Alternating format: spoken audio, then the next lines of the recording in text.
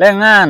กัมพูชาเขมรบ่เอาแล้วค่าแรง4-500ขอกลับเมื่ออยู่บ้านซะก่อนช่วงนี้เพิ่นว่าเนาะบ่ไหว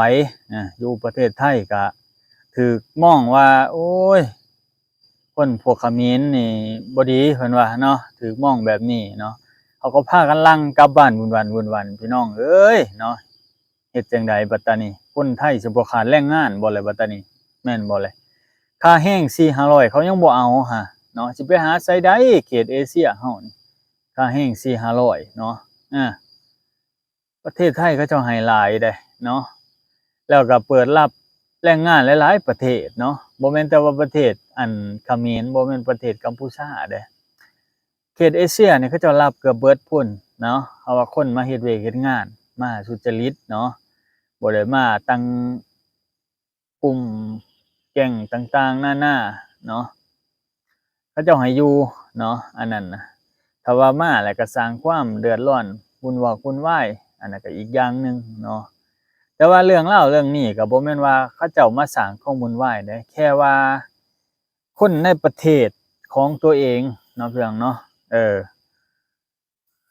อันเรื่องดินแดนเนาะพี่น้องเนาะมันก็เลยแบบขัดแย้งกันในจุดๆนี้เนาะพี่น้องเนาะแต่ว่าคนหลายๆคนเนาะแรงงานกัมพูชาหรือว่าเขมรนี่ก็ได้เนาะเขาเจ้าก็บ่ค่อยพึงพอใจกับคนไทยหลายๆคนออกมาเว้าเนาะแล้วก็เขมรก็หลายๆครอบครัวหลายๆคนก็มาเพิ่งประเทศไทยก็มาอยู่สร้างรากฐานอยู่ในประเทศไทยนี่หลายแรงเนาะตั้งแต่ในอดีตพู้นแหละเนาะจนมาฮอดปัจจุบันนี้ก็ได้เนาะก็นำใช้เครื่องของต่างๆของไทยเนาะนับแต่ของอยู่ของกินของใช้เนาะอาบางคนก็มาออก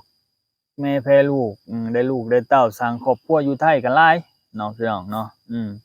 แต่บัดนี้มาฮอดปัจจุบันนี้เกิดเรื่องราวเรื่องนี้มาก็คือว่าพากันแห่กลับบ้านญ้อนว่าความรักชาติบ้านเมืองตัวเองก็เข้าใจเนาะเรื่องราวเรื่องนี้ แล้วบางคนบัดตานี้ออกมาเว้าเนาะก็คือบ่เห็นอกเห็นใจแรงงานที่เขาเจ้าบ่ได้ไป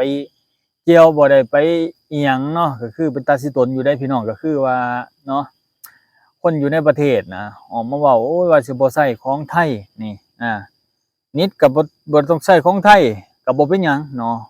ของกัมพูชาก็มีเพิ่นว่าเนาะคือเราได้ติดตามเบิ่งในคลิปในหยังถ้าว่าคนออกมาแปลมาหยังเขาเจ้าสิแปลนะพี่น้องเขาก็อันนี้เรื่องนี้ก็เห็นหลายๆประเทศออกมาเว้าคือกันเวลาผิดเถียงกันเนาะเรื่องเล่าเรื่องนี้ก็ผิดเถียงกันอีกอย่างหนึ่งเป็นในทางที่แบบอันขัดแย้งเนาะพี่น้องเนาะถ้าเราได้ติดตามรับชมก็ได้เนาะเพราะว่าเรื่องอันนี้ก็โอ้อันหนึ่งก็เป็นตาย้านเด้อพี่น้องอันหนึ่งก็เป็นตาย้านเพราะว่ามันในเขตชายแดนนะมันเกิด ความสูญเสียเกิดขึ้นเนาะทั้งไอ้น้องทหารเนาะผู้เขาเจ้ารักษาเขตชายแดนเนาะรักษาความสงบเขตชายแดนต่างเนาะที่ติดกับขอบเขตระหว่างเส้นแดนเนาะไทยลาวลาวไทยหรือว่าเขมรไทยต่างๆนั่นน่ะมาเลเซียต่างๆนั่นน่ะที่เขาเจ้าติดเขตแดนเขาเจ้าก็มีทหารทหารพรานทหารหยังเนาะ หลายๆทหารที่เขาเจ้าตั้งขึ้นมาเนาะพี่น้องเนาะแต่ว่าประกอบกับบ่จักดอกว่ามีทหารแนวใดแหน่นะแต่เราก็เอาใจซอยทั้งสองฝ่ายหั่นแหละขอให้ตกลงกันด้วยดีสิเอาจั่งใดเนาะพี่น้องเนาะเพราะว่า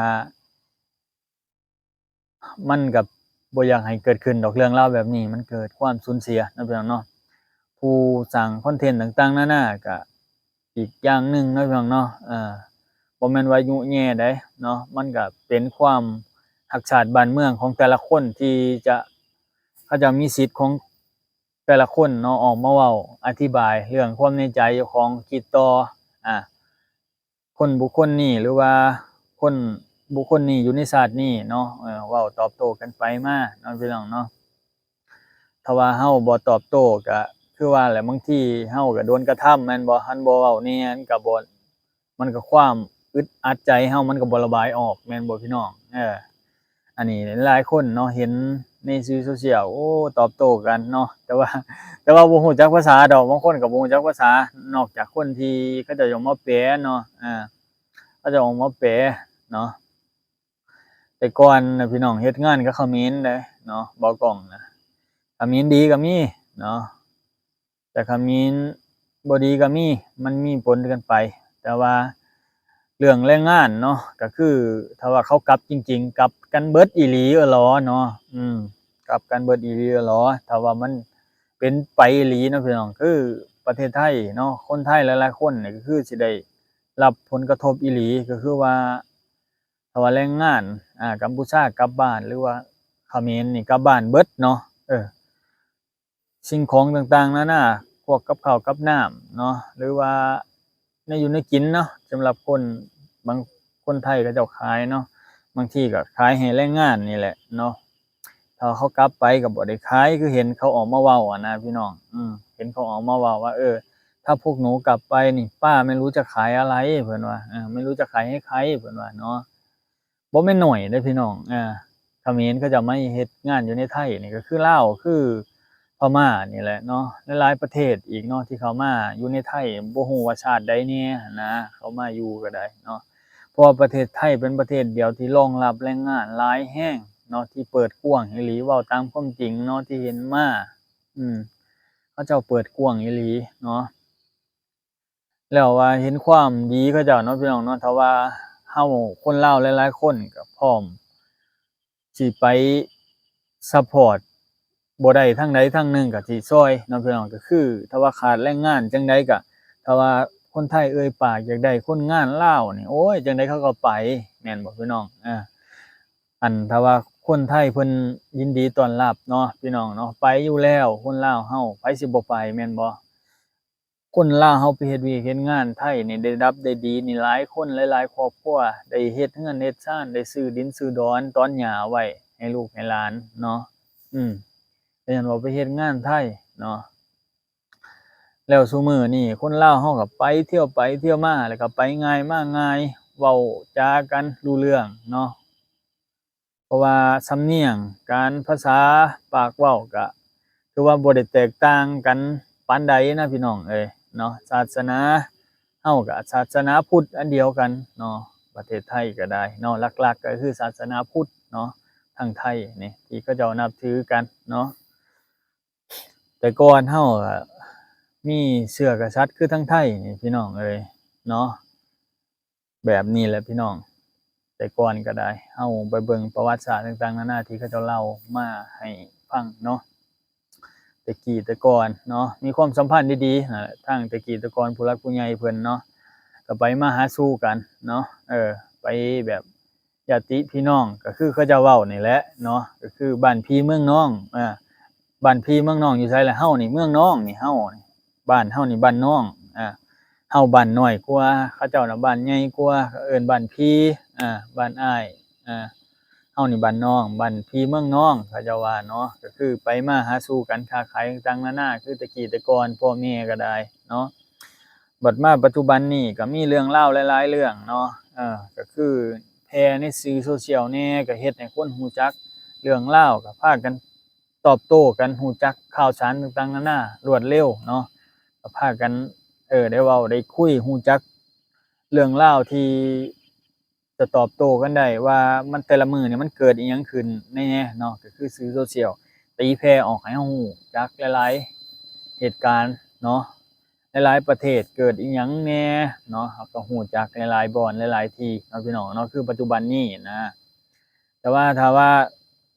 ทุกมื้อนี้เนาะถ้าว่าหลายๆประเทศเราเห็นก็คือ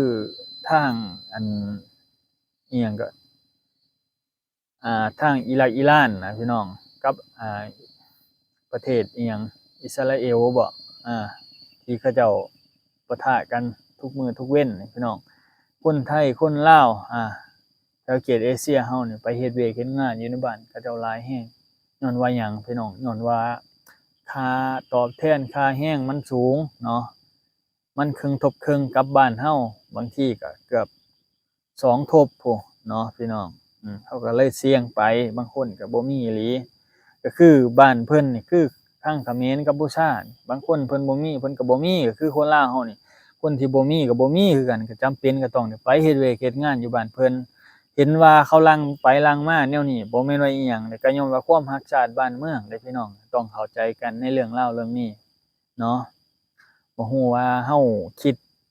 ถูกบ่หรือจังใดเนาะพี่น้องเนาะพี่น้องก็คิดไตร่ตรองเบิ่งนะพี่น้องเนาะเพราะว่าการที่ผิดเถียงกันมันบ่ค่อยดีดอกเนาะแต่ว่าผู้ใดผิดไผถูกก็คอยเบิ่งเนาะผู้หลักผู้ใหญ่เขาเจ้าตัดสินกันบ้านเมืองเขาเจ้าตัดสินกันเนาะเฮาก็มีความคิดเห็นส่ำเฮาเองเนาะบ่ต้องก้าวไกลเขาเจ้าหลายเด้อพี่น้องเด้อทางลาวเฮาก็ได้ฝากเตือนกันนำเนาะเอาโอเคพี่น้องขอบใจหลายๆพี่น้องที่ให้การติดตามรับชมเบากล่องเด้อพี่น้องเด้อฝากติดตามช่องกองล่าน้าน้องโดนนำในเด้อพี่น้องแล้วก็ติดตามแฟนเพจต่างๆนานาเนาะหลายๆช่องทางติดตามได้เลยพี่น้องเอ้ย